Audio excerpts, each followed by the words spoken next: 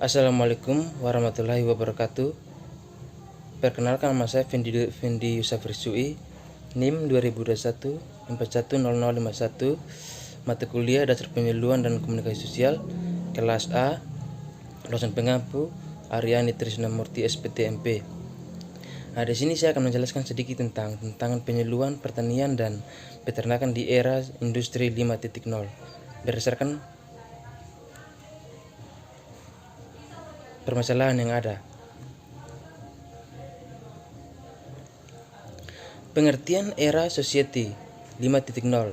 Era society sendiri adalah sebuah konsep masyarakat yang dapat menyelesaikan segala tantangan dan permasalahan sosial yang terjadi di tengah-tengah masyarakat dengan memanfaatkan berbagai inovasi yang terjadi di era revolusi industri 4.0.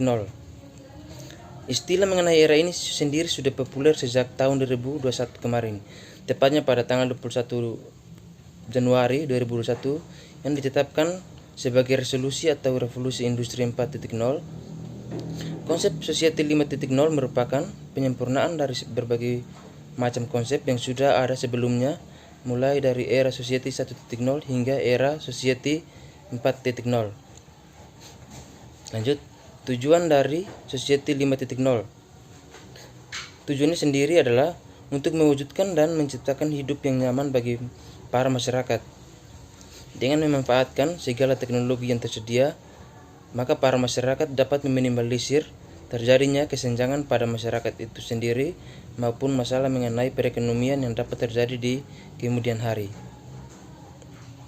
Cara kerja dari era society 5.0 sendiri itu dengan mengkumulasi sejumlah besar informasi yang ada di sensor ruang fisik, ataupun cara kerja dari society 5.0 sebagai penggabungan antara manusia dengan teknologi seperti kecerdasan buatan AI dan Internet of Things (IoT) guna menyelesaikan masalah sosial yang terintegrasi pada ruang dunia maya dan nyata. Yang berikut, era society di bidang peternakan. Nah, era society di bidang peternakan itu ada dua platform, yaitu ada Ternaknesia dan Bantu Ternak. Di mana Ternaknesia ini adalah platform pengembangan usaha peternakan yang terdiri dari investasi atau pemasaran, marketing, dan fundraising yang berhubungan dengan makan atau pangan. Ternaknesia memaparkan peran teknologi dalam mendukung bisnis proses dalam peternakan yang dikembangkan melalui teknologi, mulai dari investasi, pendampingan ternak, hingga penjualan produk peternakan.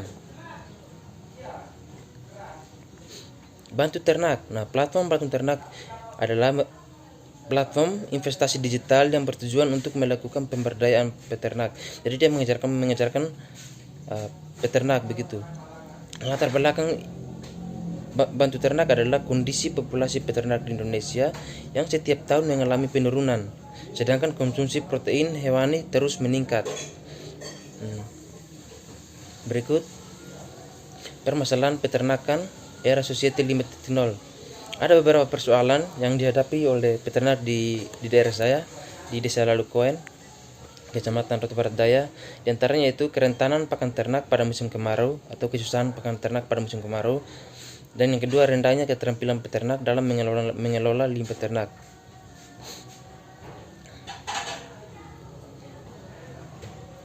Permasalahan penyuluhan di Kabupaten Rote dalam bidang teknologi pertanian.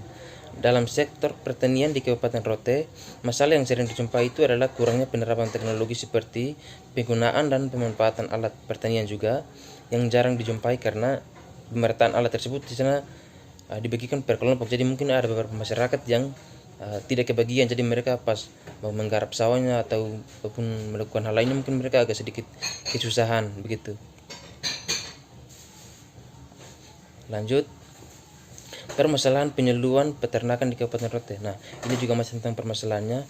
Pada musim kemarau, kerentanan peternak mengalami kesulitan pakan ternak, sehingga peternak menggunakan solusi dengan pakan alternatif dari bahan jerami yang banyak didapatkan di daerah Kehadiran, atau banyak juga memang jerami ini banyak di tempat saya, yang banyak didapatkan karena penyuluh di tengah masyarakat yang mengajarkan Itu juga bantuan dari para penyuluh.